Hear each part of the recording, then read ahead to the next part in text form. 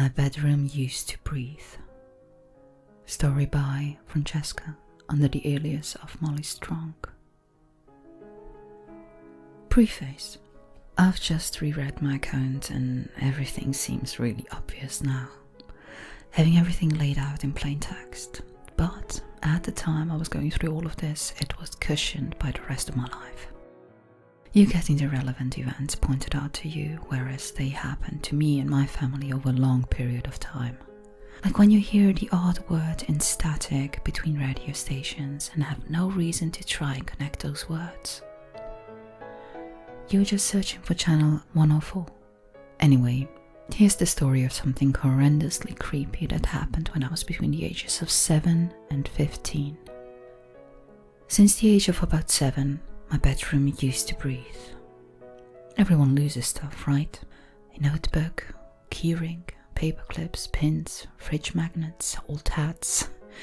My dad always joked that there was a black hole under the fridge, and that's where the missing things went. My mom would single me out, the youngest of 3 sisters, as the suspect anything went missing, though she wasn't being unreasonable. It was just that usually the things that went missing were mine. Of course, if you tell your mom you can't find your hairbrush, the response is going to be, well, you were the last one to use it. I pick out hairbrush because that was one time I remember very vividly. I'd been using one of my sister's hairbrushes for a few days. She kicked up a fuss. My mom told me I had to find my hairbrush. I couldn't. I tore my room apart and I could not find that damned brush anywhere. We had a big fallout over it. She was telling me I was irresponsible, that I should be setting an example to my sisters. At one point she accused me of throwing the hairbrush out. And that started a whole thing where anytime something went missing, my mom would empty the whole bin out and made me watch. I don't know why, maybe so she could see the look on my face when I got caught, and always found nothing. A few weeks after the hairbrush fiasco, my mom said it showed up in her room. Said I must have planted it there so I didn't get in trouble, then abandoned the fray and left me with my hairbrush. Except it definitely wasn't my old hairbrush. It was the same kind, same bristles, same mold, same Barbie sticker on it, but it was brand new. There weren't any of my hairs in it, and on my old hairbrush the sticker was peeling a little. This was a new version of my old brush that someone had purchased to replace the old brush. I'd bet it was my dad, and that's why it was in their room. So my mom would apologize? Anyway, more about the breathing bedroom. A little context. I have twin sisters, who are about 4 years younger than me. I had been sleeping in snug connected to my parents' room until my mom fell pregnant, at which point they moved me into the nursery and got the snug ready for 2 babies. I never slept well and often wandered to my parents' room when I was in the snug, so once the twins had outgrown their cribs, my parents moved them into the nursery, and I got my big girl room. This was around the time my mom started blaming me for things going missing, even though I was only about 7. When we think back, it was about this time that my things in particular started going missing. It was also when I started hearing my new bedroom breathe. In the daytime, I would be at school. I'd come home and play with my sisters, or just play alone in my room. When the lights were on, when there were others in my room, when we were making a noise out of playtime, no breathing. Nighttime, when I was alone in my big girl bed in my big dark bedroom, I would hear breathing. It was more like panting. Sometimes I swore I'd hear a cough. I told my parents over breakfast once. I was trying to sound conversational, but I got called precautious for it. "Did you know my bedroom breathes?" I asked, taking a casual sip of my juice. Said my dad, as he swallowed his mouthful. "Ours too, and sometimes it tells jokes." My mom told him off for encouraging me, and that was about the extent of it. I didn't mention hearing coughs. Our house was an old build, and sometimes one sound can sound very close when it actually happened in the far corner. I assumed it was my dad coughing, and it didn't happen very often, so it didn't worry me. One night, the breathing changed. It was very quick, like someone was desperately out of breath, and almost sounded painful. I ran to my parents and told them the only way I thought I could. My bedroom can't breathe. Of course, Dad brought up comments from my mom like, of course it can't breathe, it's 4 walls, some paint, and a doll's house. But once my dad had gotten the information straightened out, he came through to my room to listen. It was all quiet, and we sat in my bed for a little while. Eventually I must have fallen asleep and he left. This happened on 2 more occasions, inciting a boy who cried wolf narrative. At the same time these stranger noises were occurring, more of my things started to go missing. It was usually things I'd been playing with a lot recently, and assumed it was one of my sisters wanting to copy me. By this time I was probably 8 or 9, or old enough to know better than to blame your little sisters for losing your own toys. Old enough to know better than to wake your parents up in the middle of the night. Old enough to know better than to make up stories about noises in your bedroom. After the last time I woke my parents up because of my room making noises, my dad bought me 3 gifts. A CD player, a CD of Piano by the Sea, and a CD of various white noise soundtracks. He told me I could play one of the CDs at night. They would drown out the loud sounds and help me sleep. They kind of worked. The white noise pretty much drowned out the regular breathing sounds, and my parents said I was sleeping better than I ever had done. I also quite liked the piano, and after a couple of months of mostly white noise, the CD kind of just broke. I asked my dad and he had a look. He looked pretty shocked and asked what on earth I'd done to it. Played it every night, more or less? He shook his head and held the disc closer to my face, tilting it to shine a light off the extremely scratched surface. He said I'd scratched it to oblivion. Gave me a bit of a lecture saying he was disappointed in me because of how irresponsible I'd been with his gift. It upset me to see him so down, and I knew my mom would be saying, "I told you so," for trying to help what she thought were some behavioral problems by giving me expensive gifts.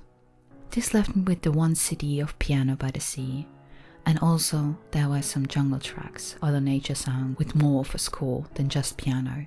I had one particular track I really liked, and sometimes I would just set the CD player on track loop and go to sleep with the one song going around and round. This CD also helped me sleep, but more because I could go into a trance with the music. Eventually my room started making noises again. It was as if the walls were humming. It was usually when I played my favorite track and it distracted me, as if there were a shadow to the music, a vibrato I couldn't relax to. I didn't want to tell my parents, have them call me a liar and maybe even take away my CD player. Instead I set the CD player to shuffle, and if I did ever hear the humming, I would get out of bed and turn the volume up. Life carried on. I slept better, started secondary school, got a good group of friends, stopped playing with dolls. Things stopped going missing, and I no longer could hear, or complain about, any kind of sound in my wall. I did begin to think it was all just in my head. Or I'd made it up because I was jealous of my sisters, something like that. Was I really a juvenile kleptomaniac? Everything settled down. It was all forgotten about and in the past. Until I was 15 and a game of extreme hide and seek revealed that I had never lied, never stolen anything, and never threw that bloody hairbrush in the bin. Extreme hide and seek is basically like regular hide and seek, but that my friendship group made up in form time at school. Hide and seek where there's nowhere really to hide. In a classroom, you could find someone hiding in a bin, in a locker. Once I managed to flatten myself against the window behind the blinds to hide. You get the picture. It was quite fun to be so creative with an old childhood game, so we started playing it regularly. When you're playing it somewhere there are easy hiding places, you have to ignore them. Find somewhere more creative. So one of my friends, Hannah, thought she was being very creative when she pulled the loft ladder down in my bathroom and started to ascend. We'd never used the loft space. Never really had need, given how big our house was and how easy it was to just second-hand my things to the twins and donate the twins' things to charity. But Hannah found the loft in a storage, semi-used state, and when I found her, followed by 2 of our other friends clambering up the ladder, I was confused. It looked like someone had a child living up there. Actually, it looked like someone had been living up there, a hobo or something, a long time ago. But I felt quite self-righteous as I grabbed a doll, a blanket and my Barbie hairbrush, stuffed full of hair, and marched them to my mom. I dumped them on the kitchen table, gave her my best "I knew it, you were the culprit all along," explaining I found her trove of my things in the loft space and asking her how long she thought she could hide it all from me. She was confused. We explained how we found a bunch of stuff in the loft, including a lot of my things. She went up to have a look, came down, white as a sheet, told my friends to go home, and called my dad. Within a couple of hours, the police were up and down that ladder, taking photos and bagging up all sorts they found.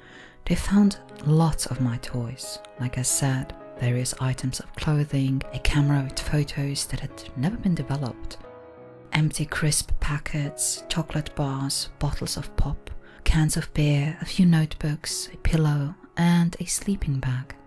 It seemed someone had been hiding out in our loft, stealing my childhood possessions, including my hairbrush, and indeed, breathing, panting, humming. On further investigation, the police found there were a few panels of wood bolted together and hinged like a cat flap / dog door that dropped out the back of our house. There was a trellis on the wall that someone could scale and gain access to our loft if they knew the makeshift door was there. There were 3 other things that significantly impacted this evidence.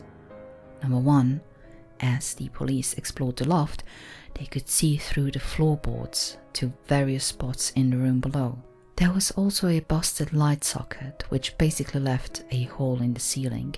The room directly below this was my bedroom. Number 2, I don't remember what my parents did.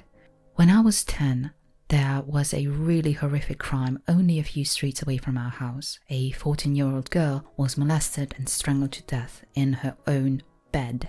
The man was caught still inside the house, was found to have committed other sexual violence crimes, and sentenced to life in prison with the chance of parole after 12 years. And number 3, when my hairbrush went missing, my hair was thin, fair, and blonde. The hairbrush, at the point I dumped it in my parents' kitchen table, had more hair in, thicker, shorter, darker hair. I'm sure you can put 2 and 2 together. The DNA on the hairbrush came back a positive match for the rapist. He had been living above me, watching me as a young child. He watched me sleep, he watched me play. He even learned my favorite song on the piano / jingle CD that I liked to play. He took my toys. He scratched up my white noise CD, he coughed, he breathed. It did traumatize me when it all came out. He pleaded guilty, got another 12 years patched onto his sentence. Young witnesses and victims of violent crimes don't have to attend a courtroom in England. They have like a video link up and the witness is somewhere else in the courthouse. This is how the setup was for me. But my dad sat in court, said he wanted to look him in the eye as he said his guilty plea. I'm 27 now, so 13 years of therapy? The one thing I can never erase, a micro-trauma in all of this that therapy cannot fix. The sound of his voice. Not the breathing or coughing, not the humming, no. The one thing I ever heard that creep say that I can never get out of my head is what I heard over the monitor in the courtroom. I couldn't see him, but the one time I heard his voice was after he had been sentenced. He said, apparently aimed at my dad, "I hope now her mommy knows she never lost that hairbrush."